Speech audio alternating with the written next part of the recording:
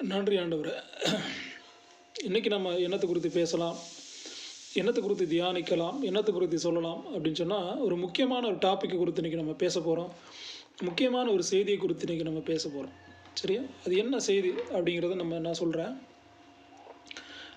எல்லோரும் ஒரு ஞாயிற்றுக்கிழமை நாட்களில் ஆராதனைக்கு போகிறோம். சரியா? தேவனை ஆராதிக்கும்படியாக, தேவனுடைய நாமத்தை மகத்துவப்படுத்தும்படியாக தேவ சமூகத்தில் போய் இருந்துட்டு எல்லாம் சொல்லிட்டு வரோம். அப்போ கடவுள் நம்மை ஆசீர்வதிக்க வல்லவராக இருக்கிறார். சரியா? தேவன் இஸ்ரவேலை ஆசீர்வதிப்பதே தேவனுக்கு பிரியம். இஸ்ரவேலன் சொல்லப்படக்கூடியவர் யாக்கோபு. சரியா? யாக்கோபை ஆசீர்வதிப்பதே தேவனுக்கு பிரியம் அப்படின்னு சொல்லி வேதம் சொல்லுகிறது. அப்போ தேவன் நம்மை ஆசீர்வதித்திருக்கிறார். தேவனிடத்து நம்ம ஆசீர்வாதங்களை பெற நம்ம தயாராக இருக்கிறோம். தேவனுடைய நாமத்துக்கென்று வாழும்படியாகவும் நாம் தயாராக இருக்கிறோம். சரியா? தேவன் நம்மை ஆசீர்வதிக்க விரும்புகிறார். அப்போ தேவனுடைய ஆசீர்வாதங்களை பெற்றுக்கொள்வதற்கு சில பல காரியங்கள் இருக்குது. தேவனுடைய ஆசீர்வாதங்களை நம்ம இலகுவாக, ஈஸியாக, எந்த வழியாக நம்ம பெறவே முடியாது. சரியா? யாக்கோபு தன்னுடைய வாழ்க்கையில் தேவனிடத்தில் தன்னை ஆசீர்வதித்தால் ஒழிய நான் உண்மை விட்டு விலகுவதில்லைன்னு சொல்லி தேவனிடத்தில் அந்த ஆசீர்வாதத்தை பெறும்படியாக அவன் ஒரு தூதனிடம் தேவனிடமிருந்து போராடுகிறான். சரியா? அப்போ தேவதூதனிடமிருந்து போராடி அந்த தேவ மனிதனிடமிருந்து யுத்தம் செய்து அந்த ஆசீர்வாதத்தை அவன் பெற்றுக்கொள்கிறான். சரியா? அப்போ நம்முடைய வாழ்க்கையில் தேவன் ஒரு ஆசீர்வாதம் என்பது இலகுவாக கிடைக்கக்கூடிய ஒரு காரியம் கிடையாது. சரியா? அப்போ துரிதமாக கிடைக்கக்கூடிய எந்த ஒரு ஆசீர்வாதமும் முடிவில் ஆசீர்வாதம் பெற முடியாது. சரியா? நம்ம ஈஸியாக ஒரு லாட்ரி விழுகுது. சரியா? நம்மளே போகிறோம், நமக்கு ஒரு லாட்ரி விழுகுது. அந்த லாட்ரியில் விழுகக்கூடிய ஆசீர்வாதம் அது நமக்கு ஒரு ஆசீர்வாதத்தை கொடுக்குமா அப்படின்னு கேட்டால் அது கொடுக்கக்கூடியதாக இருக்காது. ஏன் அப்படின்னா நம்முடைய உடல் உழைப்பு இல்லை, நம்முடைய தியாகம் இல்லை, நம்முடைய டெடிகேஷன் கிடையாது, நம்முடைய அறிவுக்கு எட்டாத காரியம் கிடையாது, நம்முடைய சிந்தனைக்கு உள்ளாத காரியம் கிடையாது. யாரிடமிருந்து நம்ம வேலை செய்தோ பிழைத்தோ யாருக்கு ஒரு வேலை செய்து கொடுத்தோ அந்த காசை நாம் பெறலை. அப்போ லாட்ரி சீட்டில் நமக்கு ஒரு அமௌண்ட் விழுந்துருது. அப்போ அந்த காசோட விலை தெரியுமா நமக்கு? சரியா? இப்போ லாட்ரியில் ஒருத்தனுக்கு ஒரு 10 லட்ச ரூபா விழுந்துச்சுன்னா அந்த காசோட விலை அவனுக்கு தெரியாது இல்லையா? அது கண்டமேனிக்கு என்ன பண்ணுவான்? கண்ட வாக்கில் செலவு பண்ணுவான். கண்ட வாக்கில் என்ன பண்ணுவான்? அதை வீணாக்க ஆரம்பிப்பான். சரியா? அதுபோல் தான் நம்முடைய வாழ்க்கையிலையும் துரிதமாக கிடைக்கக்கூடிய பணங்கள், துரிதமாக கிடைக்கக்கூடிய காசுகள், அதெல்லாம் முடிவில் ஆசீர்வாதம் பெற முடியாது. சரியா? அது மட்டும் கிடையாது, துரிதமாக கிடைக்கக்கூடிய சுதந்திரங்கள் நமக்கு துரிதமாக கிடைக்கக்கூடிய சுதந்திரமாக வாழு. சரியா? ஒருத்தனை சின்ன வயசுல என்ன பண்ணியிருப்பான்? சுதந்திரமாக வாழு, இண்டிபெண்ட்டாக இரு அப்படின்னு சொல்கிற நேரம் அது முடிவில் ஒரு ஆசீர்வாதத்தை நாம் பெற முடியாது. சரியா? ஒரு சிறைக்குள்ளாக இருக்கக்கூடிய நிலையை தான் காணப்படும். அதுபோல தான் தேவன் நம்மை ஆசீர்வதித்திருக்கிறார். சரியா? அப்போ அந்த ஆசீர்வாதத்தை ஒரு மனிதன் தேவனிடமிருந்து 24 மணி நேரமும், சரியா, தேவனிடமிருந்து எந்த நேரம் பார்த்தாலும் தேவனிடமிருந்து ஜெபம் பண்ணி தேவனிடமிருந்து வேண்டுதல் செய்து அது மணிக்கூறு கணக்காக இருக்கக்கூடிய பாஸ்டர்லாம் என்ன பண்ணியிருப்பாங்க? இப்போ நானே இருக்கிறேன் அப்படின்னு சொன்னால் என்னை தேவன் ஆசீர்வதிக்கணும் அப்படின்னு சொல்லியிருந்தார் அப்படின்னா நான் கடந்து வந்த பாதைகளை தேவன் திரும்பி பார்க்க வல்லவராக இருக்கிறார். சரியா? இப்போ நானே இருக்கிறேன், தேவன் என்னை ஆசீர்வதிக்கணும் அப்படின்னு சொல்லியிருந்தா நான் கடந்து வந்த பாதைகளை தேவன் என்ன பண்ணுவார்? ஒரு விஷயம் கூட என்ன பண்ணுவார்? திரும்பி பார்ப்பார். எந்தெந்த வழியில் அவன் கடந்து வந்திருக்கிறான், எந்தெந்த வழியில் அவன் என்னென்ன காரியம் செய்து வந்திருக்கிறான், சரியா, எத்தனை பாடுகளை பட்டு வந்திருக்கிறான், எந்த மாதிரி ஒரு காரியங்களை அவன் நிதானத்தோடு அதை யோசிக்க வல்லவராக இருப்பான். சரியா? அப்போ பிசாசனுடைய கிரியைகள், சரியா, பிசாசனுடைய தந்திரங்கள் எல்லாம் நமக்கு என்ன இருக்கும்? தெரிந்ததாக இருக்கும். அப்போ தேவனிடமிருந்து போராடி அந்த ஆசீர்வாதத்தை தேவன் நம்மை ஆசீர்வதித்திருக்கிறார். சரியா? தேவன் நம்ம என்ன பண்ணிட்டார்? ஆசீர்வதித்துட்டார். அப்போ அந்த ஆசீர்வாதம் எப்படிப்பட்டதாக இருக்குது? ஒரு மனிதனிடையே ஒரு மினிமம் சொல்லப்போனால் ஒரு லட்ச ரூபா இருக்கு வைத்துக்கொள்வோமே. தேவன் ஒரு மனிதன் ஒரு 5 லட்ச ரூபா, ஒரு 10 லட்ச ரூபாக்குள்ளே ஒரு ஆசீர்வதித்திருக்கிறார் சொன்னால் அவன் அந்த ஆசீர்வாதங்களை வைத்துக்கொண்டு என்ன பண்ணலாம்? தன்னுடைய குடும்ப வாழ்க்கையை நடத்தலாம். சரியா? தேவனுக்கு ஒரு நல்ல ஒரு சாட்சி உள்ள வாழ்க்கை வாழலாம். பிறருக்கு அந்த பணத்திலேருந்து என்ன பண்ணலாம்? உதவி செய்யலாம். இல்லாட்டி என்ன பண்ணலாம்? அந்த பணத்தை என்ன பண்ணலாம்? மென்மேலும் பெருக்கக்கூடியவனாக செலவு பண்ணலாம். இல்லை தேவனுடைய மகிமைக்கென்று அந்த பணத்தோடு கூட என்ன பண்ணலாம்? வாழ வல்லவராக இருக்கலாம். சரியா? அப்போ தேவனுக்கு பிரியப்படக்கூடிய, சரியா? அப்போ நமக்கு கிடைக்கக்கூடிய ஆசீர்வாதங்கள் எல்லாம் ஒரு 10 பாஸ்ட் ஜெபம் பண்ணியிருப்பாங்க. சரியா? ஒரு 10 விசுவாசி ஜெபம் பண்ணியிருப்பாங்க. ஒரு 10 பேர் என்ன பண்ணியிருப்பாங்க? ஜெபம் பண்ணியிருப்பாங்க. அப்போ நமக்கு அந்த ஆசீர்வாதத்தை தேவன் பிளஸ் பண்ணியிருப்பார் இல்லையா? ஒரு ஒரு மிகப்பெரிய ஒரு போதகர் நமக்காக ஜெபம் பண்ணியிருப்பார். ஆண்டவரே, எப்படியாவது உங்களை ஆசீர்வதிங்க ஆண்டவரே, கஷ்டமான சூழ்நிலையில் இருக்கிறாங்க, எப்படியாவது ஆசீர்வதிங்க ஆண்டவரேன்னு சொல்லி தேவனிடமிருந்து கண்ணீரோடு கூட ஒரு போதகர் ஜெபிச்சிருப்பார். சரியா? ஒரு ஜெப வீரன் ஜெபிச்சிருப்பான். சரியா? ஒரு ஜெபிக்கிற பிள்ளை என்ன பண்ணியிருப்பா? ஜெபிச்சிருப்பான். தன்னுடைய அங்கங்களை கொடுத்துருப்பான், சரீரங்களை கொடுத்துருப்பான். அப்போ அப்படியெல்லாம் செலவு பண்ணி தான் தேவன், வேதம் ஒரு வசனம் சொல்லுகிறது, நன்மையான எந்த ஒரு ஈவும் பூரணமான எந்த ஒரு வரமும் ஜோதிகளின் பிதாவாகிய அந்த பரத்திலிருந்து வருகிறது அப்படின்னு சொல்லி வேதம் சொல்லுகிறது. சரியா? அப்போ நம்முடைய ஈவுகள் எல்லாமே பரத்திலிருந்து வரக்கூடியதாக இருக்கிறது. நன்மையான இந்த ஒரு ஈவும் பூரணமான இந்த வரமும் ஜோதிகளின் பிதாவாகி அந்த பரத்திலிருந்து வருதுன்னு சொல்லி வேதம் சொல்லுகிறது. அப்படி நம்முடைய பாடுகள் மத்தியில் தான் தேவன் நம்மை ஆசீர்வதிக்கிறார் இல்லையா? நம்முடைய வேண்டுதல்கள், நம்முடைய விண்ணப்பங்கள், அதன் மத்தியில் தான் தேவன் நம்மை ஆசீர்வதிக்க வல்லவராக இருக்கிறார். அப்போ நம்முடைய ஆசீர்வாதங்கள், தேவன் நம்மை ஆசீர்வதித்த ஆசீர்வாதங்களை நாம் யாருக்கும் பிரயோஜனமற்றவனாக, சரியா, யாருக்கும் உபயோகமற்றவனாக, ஒரு அலட்சியப்படுத்தக்கூடிய விதமாக, சரியா, ஒரு ஒரு ஒரு தப்பான காரியங்களில் அந்த பணத்தை நாம் செலவு பண்ணுவோம் என்று சொன்னால், அது அந்த பணத்தை கொடுத்த தகப்பனார் எவ்வளோ வேதனைப்படுவார் இல்லையா? அந்த அந்த காசை கொடுத்த தகப்பனார் தேவன் எவ்வளோ கஷ்டப்படுவார் இல்லையா? எவ்வளோ இவங்களை போய் நம்ம ஆசீர்வதித்து இருக்கிறோமே. அந்த பணத்தை வச்சு என்ன பண்ணுறாங்க? தீமையான காரியங்களுக்கு பயன்படுத்துவது, சாராயம் குடிக்கிறது, மது அருந்துறது, சரியா? சாராயம் குடிக்கக்கூடிய காரியம், மது அருந்துறது, பீடி சிகரெட்டு, போதை புழக்கங்கள், சரியா? அப்போ அந்த பணத்தை வைத்துக்கொண்டு என்ன வீணான காரியங்கள், என்ன சொல்கிற வீணான காரியங்கள், வேசித்தனங்களுக்காக பணங்களை செலவு செய்வது. எதுக்காக? வேசித்தனங்களுக்காக அந்த பணத்தை செலவு பண்ணி போட்டான். சரியா? அப்போ அநேக காரியங்கள், அநேகருடைய ஜெபத்தின் மூலமாக, வல்லமையின் மூலமாக கிடைக்கக்கூடிய பணங்களை, கிடைக்கக்கூடிய ஆசீர்வாதங்களை, அப்போ தவறான வழிகளில் அந்த பணத்தை செலவு செய்கின்ற பொழுது அதன் மூலமாக கிடைக்கக்கூடிய கிரியைகள் பார்த்தா நம்ம சரீரத்தில் பலவீனங்கள் ஏற்படக்கூடியதாக இருக்கும். சரியா? காசு இருக்குது, பணம் இருக்குங்க, நிம்மதியாக சாப்பிட முடியல. காசு இருக்குது, பணம் இருக்குங்க, நிம்மதியாக தூங்க முடியல.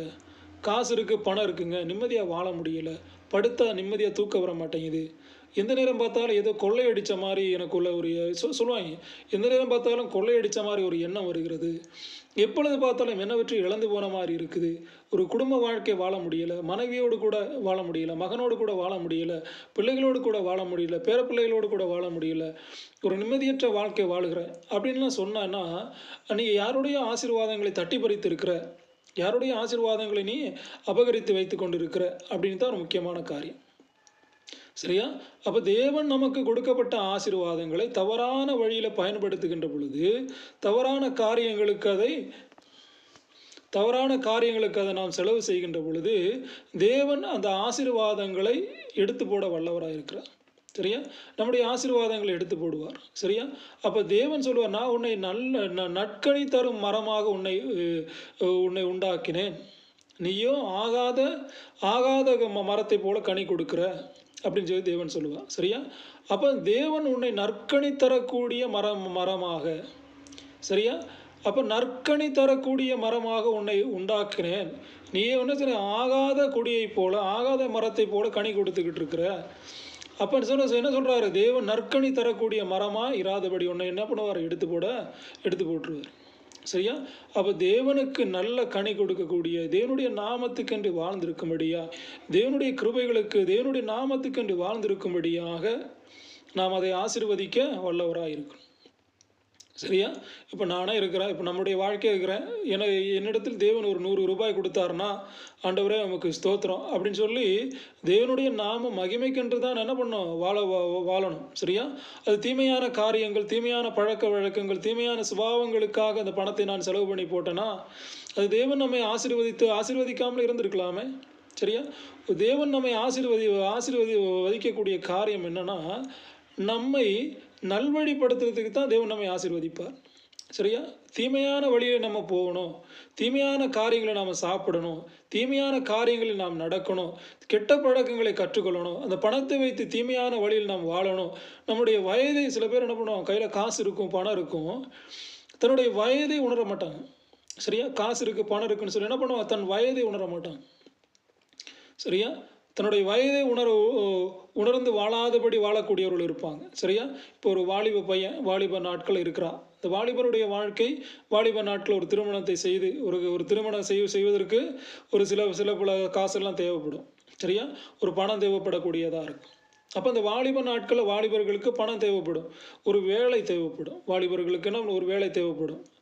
சரியா? தன்னுடைய குடும்பத்தை நடத்தும்படியாக ஒரு வேலை தேவைப்படும். அப்போ இந்த வாலிபர்களுடைய வாழ்க்கையை என்ன பண்ணுவாங்க, முதியவர்கள் வாழக்கூடியவர்களாக இருப்பாங்க. அப்போ முதியவர்கள் கையில் என்ன இருக்கும், நிறைய கையில் காசு இருக்கும், பணம் இருக்கும். அதை வைத்துக்கொண்டு என்ன பண்ணுவாங்க, முதியவர்கள் என்ன பண்ணுவாங்க, வாலிபர்களுடைய வாழ்க்கையை வாழும்படியாக முயற்சித்துட்டு இருப்பாங்க. சரியா? சின்ன பிள்ளைங்களை என்ன பண்ணுவாங்க, என்ன பண்ணுவாங்க, தீமையான பழக்கங்களை கற்றுக் கொடுத்து தன்னுடைய இருக்கக்கூடிய பணத்தை காண்பித்து தன்னுடைய இருக்கக்கூடிய பணத்தை காண்பித்து அவருடைய அங்கங்களை பறித்து கொண்டு அவருடைய தீமையான பழக்க வழக்கங்களை வாலிப நாட்களை கற்றுக் கொடுத்து அவளை கெட்ட பழக்கங்களை கற்றுக் கொடுத்து, சரியா, அவருடைய வாலிப நாட்களை குறுக்கக்கூடியவர்களாக இருப்பாங்க. என்ன காரணம் அப்படின்னா, தேவன் அவர்களை தேவன் ஆசீர்வதித்திருப்பார். ஆனால் அந்த பணத்தை என்ன பண்ணியிருப்பான், தன் கையில் வைத்துக்கொண்டு என்ன பண்ணியிருப்பான், தவறான பழக்க வழக்கங்களுக்கு, தவறான காரியங்களுக்கு, தன்னுடைய சிந்தனைகளை சீரழிக்கும்படியாக அநேக காரியங்களுக்கு என்ன பண்ணியிருப்பான், அந்த பணத்தை செலவு பண்ணி போட்டிருப்பான். சரியா? அப்போ தேவன் ஒரு மனிதனை ஆசீர்வதித்திருக்கிறார்னா அதில் என்ன இருக்கும், கடவுள் நம்மை ஆசீர்வதித்திருக்கிறார்னா அது நல்ல காரியங்களுக்காக தான் என்ன பண்ணணும், அதை பயன்படுத்தணும். தீமையான காரியங்களுக்கு அதை பயன்படுத்துகின்ற பொழுது தேவன் அதில் விசனப்படக்கூடியவராக இருப்பார். தேவன் அந்த ஆசீர்வாதங்களை எடுத்து போட வல்லவராக இருப்பார். இன்னைக்கு நான் டெய்லி சொல்லக்கூடியவனாக இருக்கிறேன். நானாக இருந்தாலும் யாராக இருந்தாலும் சரி, நீ சம்பாதிக்கக்கூடிய தேவனால் கொடுக்கப்பட்ட ஆசீர்வாதங்களை தேவனால் எல்லாரோடும் ஜெபம் பண்ணி எல்லாரோடும் வேண்டுதல் செய்து தேவன் உனக்கு ஒரு மனைவியை கொடுத்திருப்பார். சரியா? தேவன் உனக்கு ஒரு மனைவியை கொடுத்திருப்பார், பிள்ளைகளை கொடுத்திருப்பார், ஒரு குடும்பத்தை கொடுத்திருப்பார், எல்லாவற்றையும் கொடுத்திருப்பார். உன்னுடைய மனைவியை நீ மிஸ்யூஸ் பண்ணாலும் தேவன் என்ன பண்ணுவார், தண்டிப்பார். உன்னுடைய மகனை மிஸ்யூஸ் பண்ணாலும் தேவன் தண்டிப்பார். உன்னுடைய பேர பிள்ளைங்களை மிஸ்யூஸ் பண்ணாலும் தேவன் தண்டிப்பார். உன்னுடைய பணத்தை மிஸ்யூஸ் பண்ணாலும் தண்டிப்பார். உன்னுடைய வாகனங்களை, வண்டியை, உன்னுடைய தோட்டத்தை, உன்னுடைய இடத்தை, உன்னுடைய கொடுக்கப்பட்ட எல்லா பொருட்களையும், தேவனால் ஆசீர்வதிக்கப்பட்ட எல்லா ஆசீர்வாதங்களையும் நீ நேர்மையாக பயன்படுத்துகிற வரைக்கும் தான் அது உன்னுடைய ஆசீர்வாதம். சரியா? உன்னுடைய காராக இருக்கலாம், வீடாக இருக்கலாம், பணமாக இருக்கலாம், சொத்தாக இருக்கலாம், எந்த விதமான உன்னுடைய மனைவியாக இருக்கலாம். சரியா? உன்னுடைய நிலபலங்களாக இருக்கலாம், உன்னுடைய தோட்டமாக இருக்கலாம். சரியா? உன்னுடைய விமானமாக இருக்கலாம், உன்னுடைய எல்லா விதமான பொருட்களாக இருக்கலாம், எல்லா விதமான லக்ஸுரியஸ் வாழக்கூடியவங்களுக்கு சொல்கிறேன். சரியா? எந்த விதமான லக்ஸுரியஸ் லைஃப் நீ வாழ்ந்தாலும் அது நேர்மையான வழியில் நீ வாழ்ந்தாதான், தேவனால் கொடுக்கப்பட்ட ஆசீர்வாதத்தை நேர்மையான வழி நீ அனுபவித்தாதான் அது உனக்கு ஆசீர்வாதம். சரியா? சில பேர் என்ன பண்ணுவோம், அதை வச்சு என்ன பண்ணுவாங்க, கஃபேக்கு போவானுங்க. சரியா? கேப்ரே, அப்போ நிறைய கேப்ரே இருக்குது, நிறைய டெலஸ்கோ இருக்குது. சரியா? நிறைய விதமான மோசமான கிளப்புகள்லாம் இருக்குது. சரியா? அப்போ தேவனால் கொடுக்கப்பட்ட பணத்தெல்லாம் எடுத்துட்டு கிளப்புக்கு போகிறவனுக்கு இருக்கிறானு. சரியா? தேவனால் கொடுக்கப்பட்ட ஆசீர்வாதங்களை எடுத்து கிளப்புக்கு போகிறவனுங்க இருக்கிறானுங்க. அது தீமையான வழியில் பயன்படுத்தக்கூடியவங்க இருக்கிறாங்க. பெரிய பெரிய ஞானவானாக இருப்பாங்க, பெரிய அறிவாளியாக இருப்பாங்க, பெரிய சர்ச்சுக்கு போய் கோயிலுக்கு போயிட்டு எல்லாத்தையும் தேவனை ஆசீர்வாதங்களை பெற்றுக்கொண்டு வந்து அது என்ன பண்ணுவான், தீமையான வழியில் எப்படியாவது செலவு பண்ணி போடணும், தீமையான வழியில் அந்த பணத்தை அனுபவிக்கணும். அந்த பணத்துக்காக எத்தனை பேர் ஜெபம் பண்ணியிருப்பாங்க இல்லையா? இப்போ நானே இருக்கிறேன், எனக்கு ஒரு ஆசீர்வாதம் கிடைக்கணும். சரியா? அப்போ எத்தனை பாஸ்டர்மாருங்க முழங்கால் படியிட்டு கண்ணீர் விட்டு சிந்தி அந்த ஜெபத்தை செய்திருப்பாங்க. இல்லையா? எத்தனை வாலிபர்கள், அந்த வாலிபர்களுடைய வாழ்க்கை, எத்தனை ஜெப வீரர்கள் அந்த ஆசீர்வாதத்திற்காக மடிப்பிச்சை கேட்டு, சரியா, தேவனிடத்தில் கையேந்து நின்று, தேவனிடத்தில் ஆண்டவரை ஆசீர்வதிங்க ஆண்டவரை, பசியோடு இருக்கிறேன், பட்டினியோடு இருக்கிறேன், சாப்பாடு இல்லாமல் இருக்கிறேன், உணவில்லாமல் இருக்கிற நேரத்துல எல்லாம் தேவன் அதை நமக்கு ஆசீர்வதித்து நம்மளுடைய கையில் கொடுத்திருப்பார் இல்லையா? நம்மை பிளஸ் பண்ணியிருப்பார். நம்முடைய வேண்டுதலை தேவன் கேட்டிருந்திருப்பார்.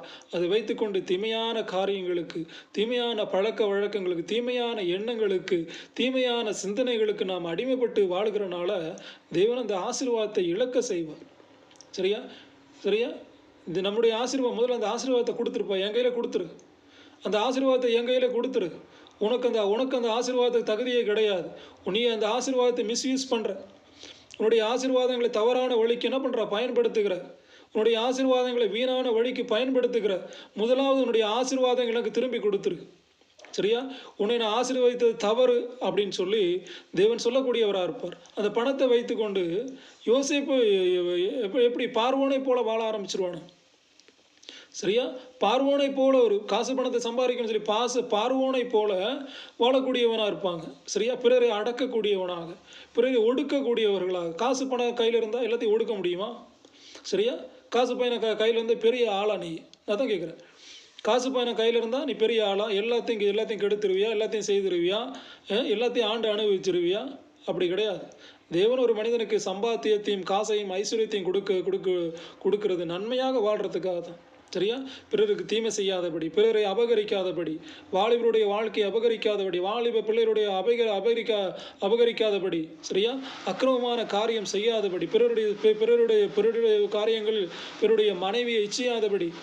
சரியா? காசு பணம் இருந்தால் என்ன வேணால் செய்ய முடியுமா? காசு பணம் இருந்தால் எல்லாவற்றையும் அபகரிக்க முடியுமா? யாரையும் பிடிச்சி போட்டு அடிக்க முடியுமா? ரூலிங் பண்ண முடியுமா? இல்லையா? அப்போ காசு பணம் அப்படிங்கிறது நம்முடைய தேவைகளுக்காக, நம்முடைய பண தேவைகளுக்காக தான் காசு பணம் வரலாம். இல்லையா? நான் இப்போ ஒரு காசு லட்சக்கணக்கில் கையில் காசு இருக்குன்னு சொல்லி ரோட்டில் தாறுமாறாக நடந்து போக முடியுமா? சரியா? கோடிகளில் காசு இருக்குன்னு சொல்லி கண்டவாக்கில் ஒரு பெரிய வண்டி வாங்கிட்டு ரோட்டில் கண்டவாக்கில் காரில் போக முடியுமா? இல்லையா?